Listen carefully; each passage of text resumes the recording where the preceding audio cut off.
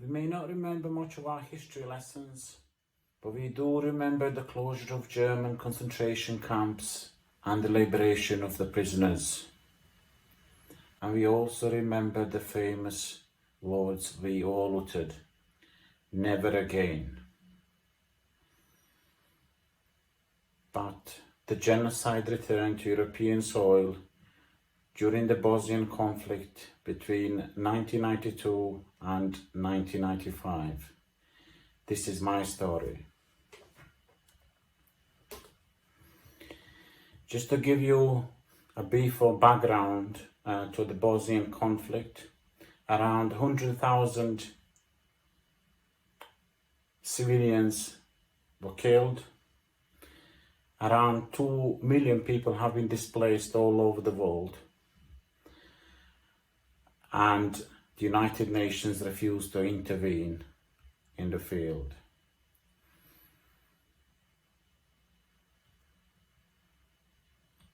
The famous ethnic cleansing words were coined together to indicate an attempt by Bosnian Serbs to create an ethnically clear geographic areas through forceful deportation and displacement of persons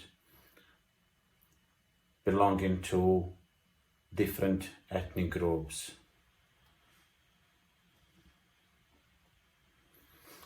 At the age of 17, I was finishing my third year of my college mechanical engineering course when the war started. The final year of the course was very difficult. It was interrupted by professors largely absent through their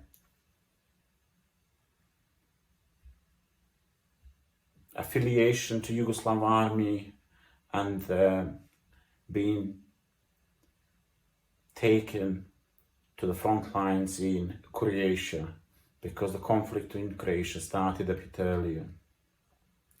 My last attendance in school was around April time in 1992. During that particular time, the journey from my village to school was difficult. Various groups were establishing their own checkpoints and searches, so the journey that should have taken about 15 to 20 minutes would take up to an hour. At that time, the conflict started in my area. I lived in a small village in northwestern Bosnia with my family of 4 children and mum and dad. We lived a comfortable lifestyle. Dad built a house, a barn, and was working very hard early on in Germany, Austria, Slovenia, Croatia. So he was working in Croatia at the time of Bosnian conflict starting. At that time, neighboring towns and villages were occupied easily. They were looted and in most cases completely burnt down. Detonations could be heard from far afield, and we were fearing the worst. Neighbouring villages of Vrhpolje and Hrustovo were completely destroyed. Refugees were arriving in our village with some horror stories. I'm going to read you one testimony of a group of men who were thrown from a village, who were thrown into a river from a bridge in a local village. This is what he said. A soldier witness identified as NK ordered the victim to dive into the river. When he did so, 4 soldiers with automatic rifles waited for him to surface downstream and then they opened fire. Victim's lifeless body floated down the river. There was blood in the water, he said. At that time, Serbian army arrived and they started their village cleansing. So they gathered all the village population and we were all lined up for execution. So we were lined up for execution a number of times. This time, when they came in, first time entered the village, they started separating men, boys, women and elderly. So we were lined up in a field and they were separating men and women. So when my turn came up, I was asking a soldier, which way do you want me to go? And luckily enough, at that time, even though I turned 18, I was 17, in fact I was 17 at the time, the man looked at me and said, just kneel down a bit and go with the ladies. So this soldier, potentially Serbian soldier, potentially saved my life. So together with my mum, dad and sisters, we returned home. The rest of the men and boys were taken to neighbouring towns, to police stations, to school gyms for questioning, beatings and torture. Majority of those men and boys, if they survived, they ended up in a concentration camp Manjača.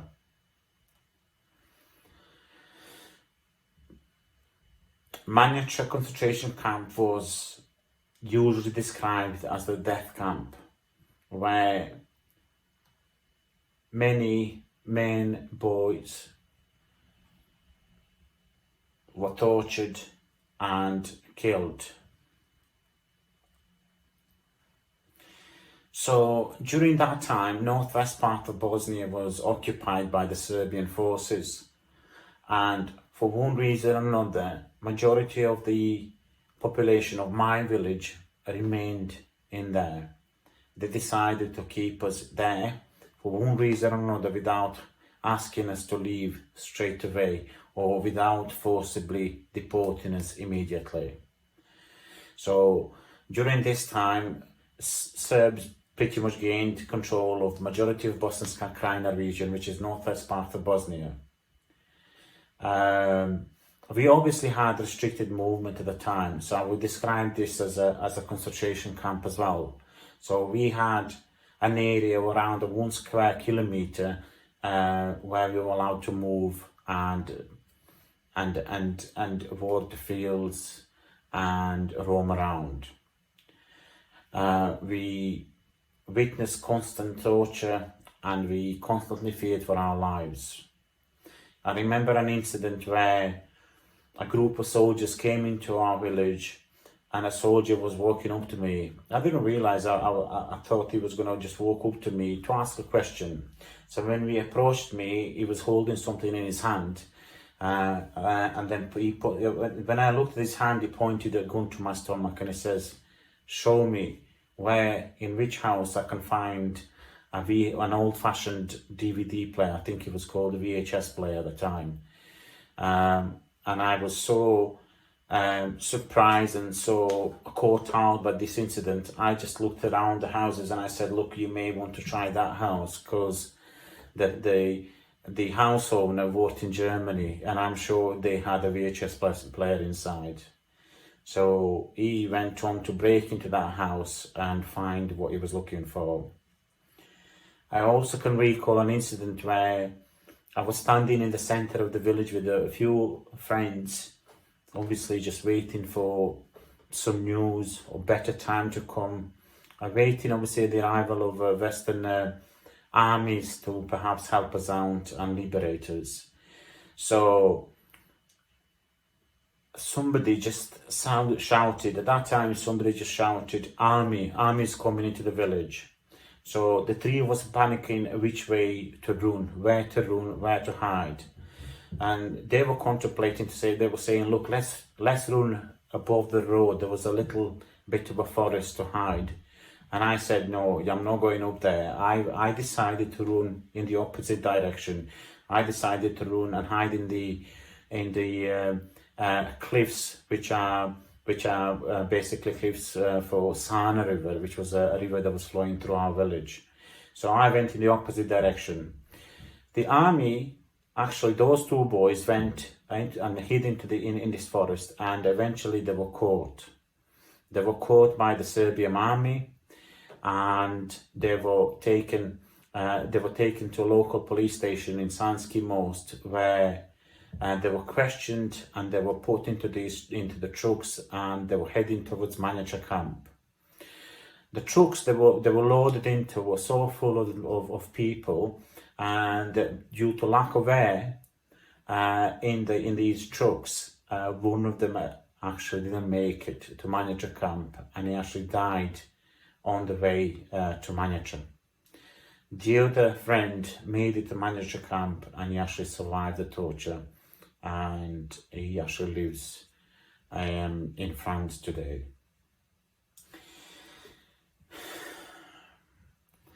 So we were working the field. So after our village was cleansed, after most of the men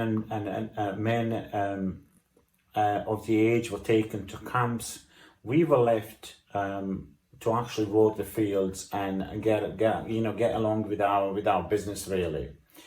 The army would be still coming in demanding money, gold.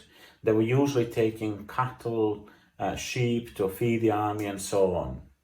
And this was all, to an extent, it was manageable until the massacre which took place on the 11th of August 1992. This is 3 days after I turned 18, when my dad, along with other 3 men from our village, were massacred and killed. So that day I will never ever forget for the rest of my life. That day, we were together with my mum, dad, and my brother and sisters. We were opening the bean pods which we collected earlier from our fields. So we plucked enough courage to go to our fields to basically pull out, together with the stock, all our bush beans, and we brought them home. So we brought it all home, we left it to dry in our gardens, and that day we were opening the bean stalks, collecting the beans and preparing for the harsh winters of Bosnia. So this is what we did during the day.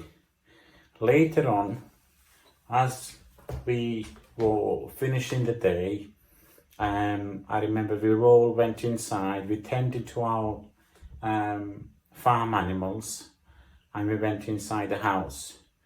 We all had a quick wash showers, and Dad was the last one to come out of the bathroom. All of a sudden, Mum we all in fact heard a knock on our doors, and somebody was calling, and the homeowner. Mum answered the doors because Dad was just walking out of the bathroom.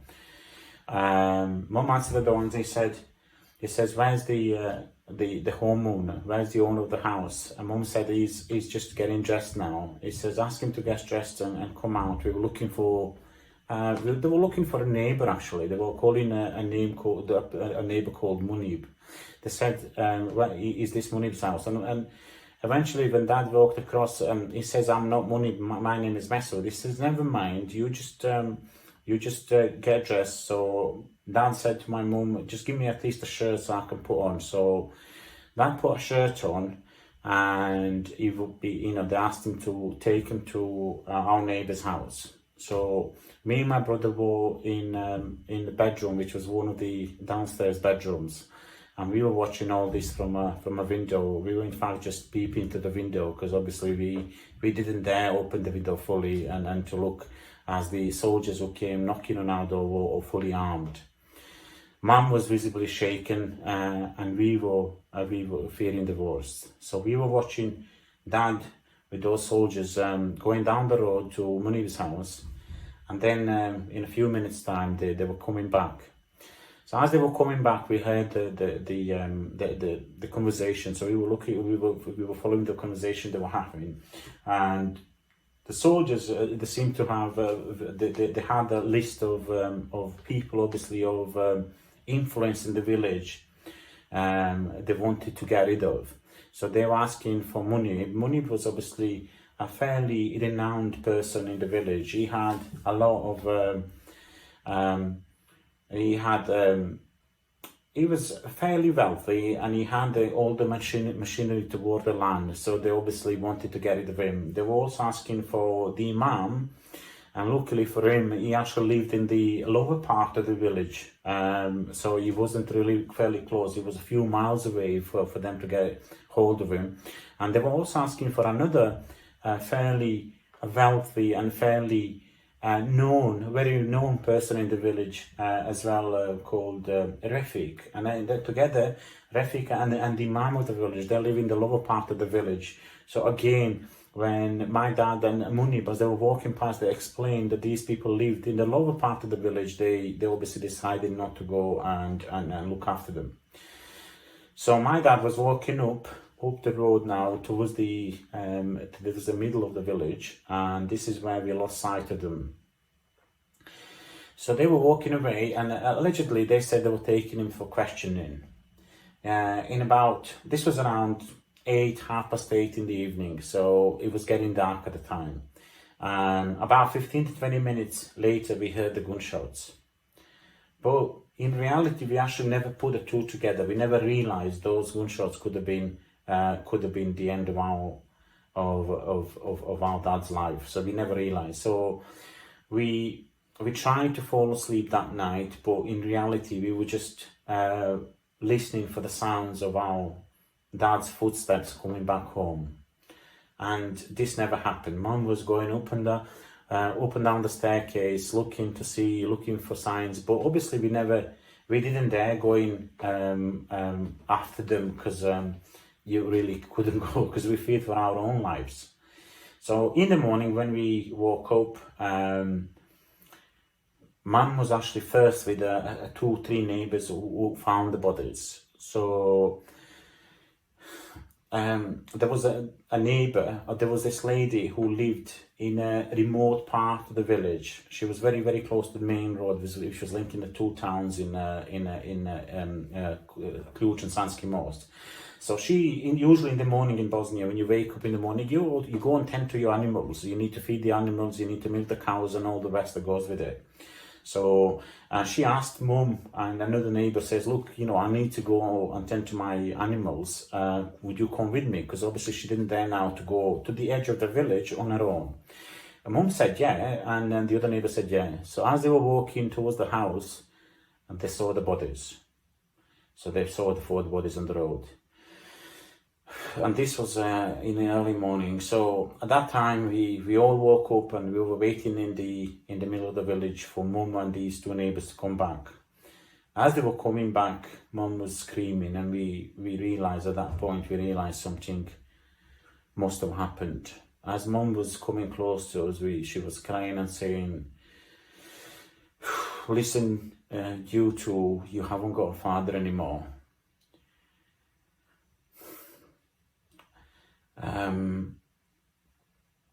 And then the other kids asked about their own fathers, and she just said, look, they've all been massacred and killed.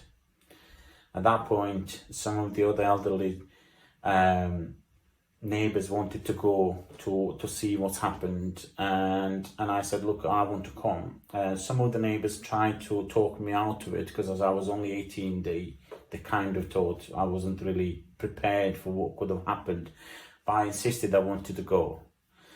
So we were walking up towards the scene, and when we got there, it was just a scene from a horror movie. Really, it's very, very difficult to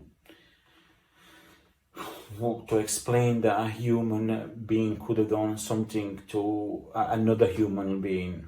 So obviously, first of all, I was looking for my dad to see if we could see any signs of life, but my dad was dead as well. My dad at that time, he was bald. So, and when I looked at his face was all tucked in. So the forehead, all of the forehead was smashed.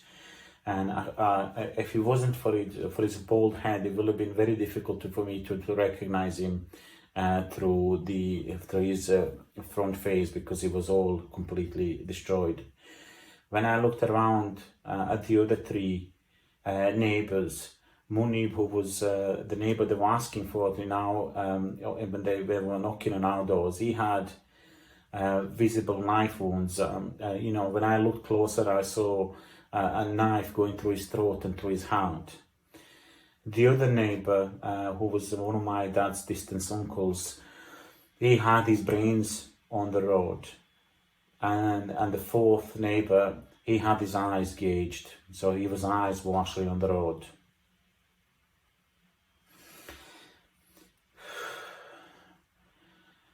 So we were there that morning on the 11th of August thinking what to do, and then we eventually decided to somehow we managed to report this to the Serb authorities, because at that time obviously they were in charge. And in fact they actually sent their own investigators to investigate the massacre which took place. They told us not to be taking any pictures. They said, just do not worry, do not fear, everything's going to be okay. After their investigations, they allowed us to bury the bodies. So they said, look, just put the bodies on a tractor trailer, which is what we did, and then take them to the graveyard, which was again down in the lower part of our village, and bury them. There should be no problems. When we took the bodies down to the cemetery, even at that time, the Serbian soldiers were disrupting the burials and firing shots across the river. So we rushed with the burials and headed home. And this was on the 12th of August.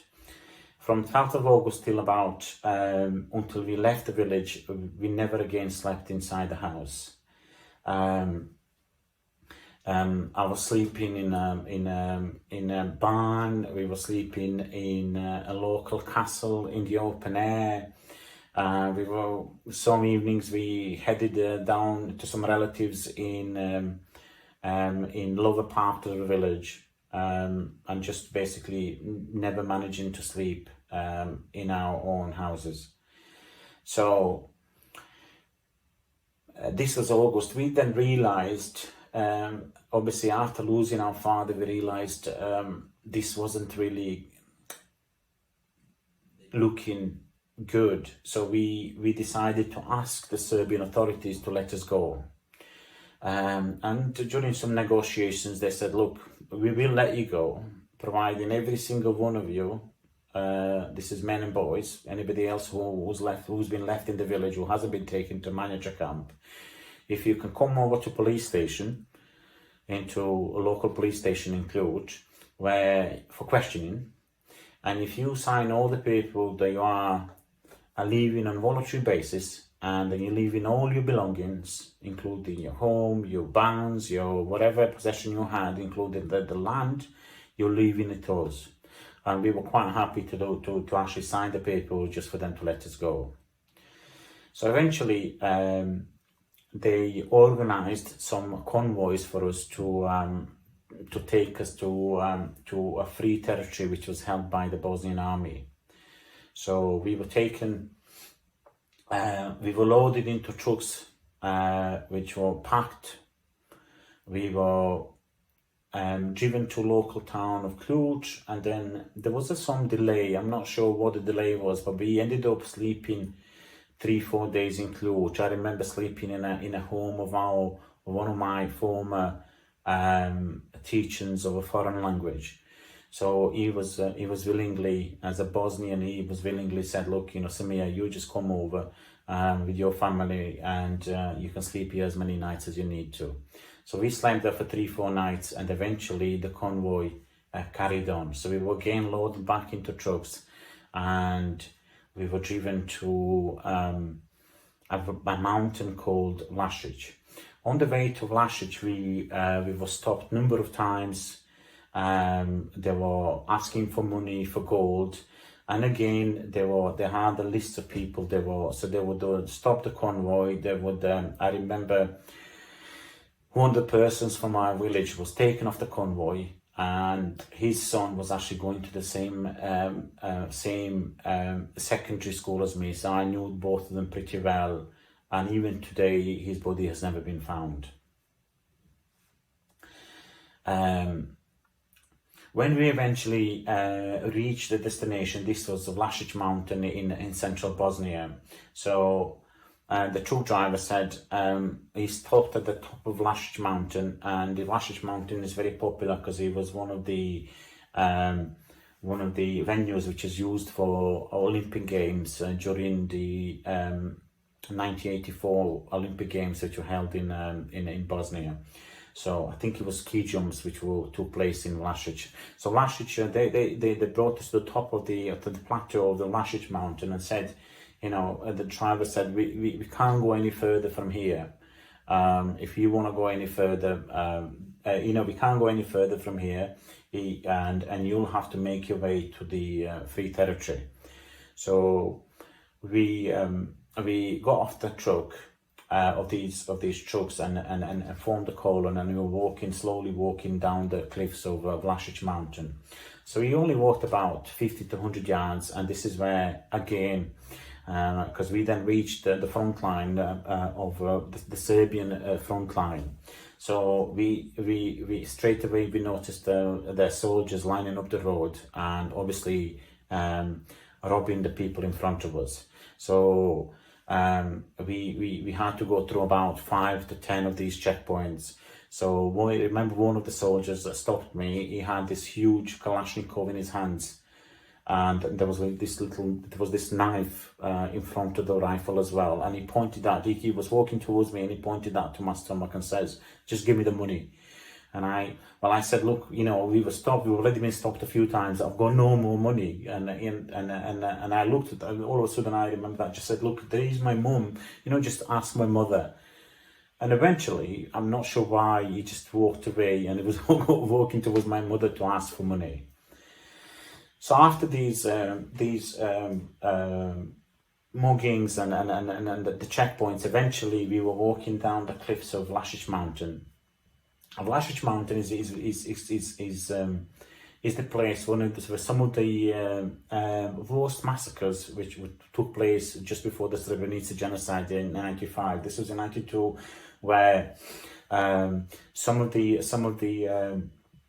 detainees from Prijedor municipality were taken to Vlasic, were brought to the same places where we were, and they were taken to Koričani cliffs, and they were all shot dead. So we heard of those stories, and when we took off the trucks and the Vlasic mountain, we were still fearing for our lives. And then when we were actually walking down through the roads, we never knew whether or not the roads had been mined, whether or not we were going to make it. As we were walking down, I think it just seemed forever, because the road was like a snake road. So we were walking down, and eventually, all of a sudden, we noticed soldiers again. But this time, they were Bosnian soldiers, and then they saw this. When they saw us, they said, "Look, come, do not worry. You know, you've actually reached the Bosnian Free Territory. Do not worry, just come round." And eventually, I think majority was made it to the bottom of the Vlasic mountain. Eventually, the Bosnian soldiers they decided to put us into buses, and we were taken to a local college. We actually slept in college classrooms for a couple of weeks. You know, with hundreds of people in those classrooms. At the time, we stayed in Travnik for about 2 weeks, and at the time, one of our wealthy villagers who had his bus company, he was working, usually he was taking workers between Bosnia and Slovenia, from our village to Croatia and Slovenia. So he obviously heard about our plight and the massacre which took place, and the killings which obviously killed my dad and neighbours. And he decided to come and help us. So he drove his coach from Slovenia to central Bosnia, again, obviously, you know, risking his own life to come and save us. So he came to Travnik, and he actually managed to take us out. So we were driven towards Mostar, and then eventually somewhere, I think we ended up somewhere close to Split in Croatia, and then eventually made our way to Zagreb in Croatia. And he said, "Look, guys, this is it now. I've got to leave you here." So we were left in central mosque in Zagreb. luckily enough that we had my father's brother lived in Switzerland, and he a few weeks before that he came and organized some shelter for us. So he paid for some of our rent just to get us under a roof. So we stayed in Croatia for a year. During our time in Croatia, we were obviously helped by a large number of humanitarian organizations, including Islamic Relief, Red Cross, and all the other charities across the world.